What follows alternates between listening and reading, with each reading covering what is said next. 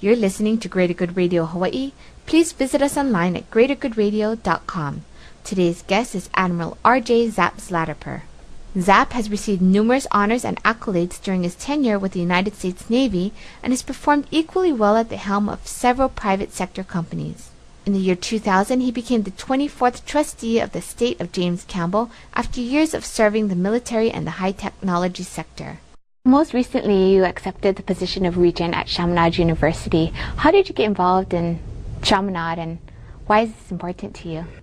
It's interesting. My wife and I were talking about passions, and I think my passion is to do well in whatever I do. That's a strange way to put it, isn't it? It's almost a process kind of thing. I don't want to do anything and do it poorly. But if you needed an area that I think matters, I would say I'm probably more passionate about education than I am of any other type of area. And the reason is I think that is the great leveler for all of humankind. Education is an investment that you never lose on. And it's the way to raise people from poverty. It's the way to sustain people who are doing well. And it's the way for us to make the tide rise for all humankind.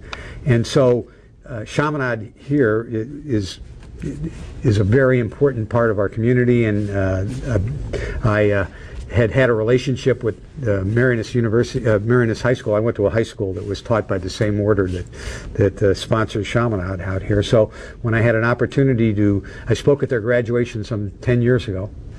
Then I came back here 5 years later, and they asked me to join their board, and it was a natural to do because I wanted to be involved in education. I'm on the board of 2 other universities back on the mainland. I think that education is just vitally important for all of us. And you spend your whole life, you're either a teacher or a student your whole life. And if you aren't, then you ought to be, because then you're just stagnating. Were you giving back to the community when you were younger also? I guess it was parental drive, yes. Yeah, I was a Boy Scout where the one thing I learned was always leave the campsite in a better shape than when you came to it. And that's probably one of the hip pocket things I carry with me. Never, even to the point now that I try to spruce up any room that I leave, or more importantly, leave every organization better than you can. And a product of my education, I went to a boys' high school, but part of theirs was community service is very important. And so it got imbued in me, and I've done that. And interestingly, the squadrons in the Navy I've been involved in, I've been amazed at the volunteer work that they've all done. At Sanchez, the company, we sponsored AIDS runs, and we're very much involved in the community there. And we actually did whatever. We had a little corporate fund set aside to help people with what their own was. And then if you move out now to the Campbell Estate, I think we have 100% participation of every employee at the Campbell Estate in some community organization. And the Campbell Foundation itself gives, I don't know how many hundreds of thousands to millions of dollars a year to community things. So would you say that's a prerequisite for your leadership then? They have to be engaged in the community? Yes. I think giving back is very important, from those of us who have so much, give back and help others. I'm trying to do the same thing for my kids. I call it the stand on my shoulders, my son syndrome.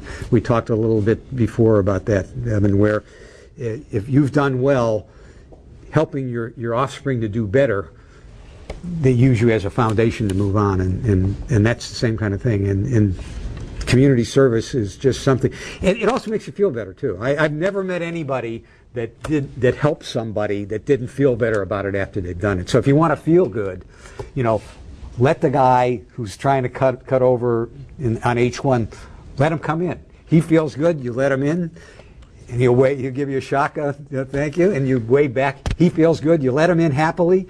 You feel good, you let him in, you both go way happier, and he got there 25 feet sooner than you did. I can never understand on the expressway, just those things. And that's a trite way, but right up through working through your community foundations, for churches, it's just part of a mature and happy life, I think. Thanks for joining us today on Greater Good Radio. For more information or a transcript of today's show, please visit us online at greatergoodradio.com. This is your host, Evan Leong and Carrie Leong, saying please join us next time for another episode of Greater Good Radio Hawaii.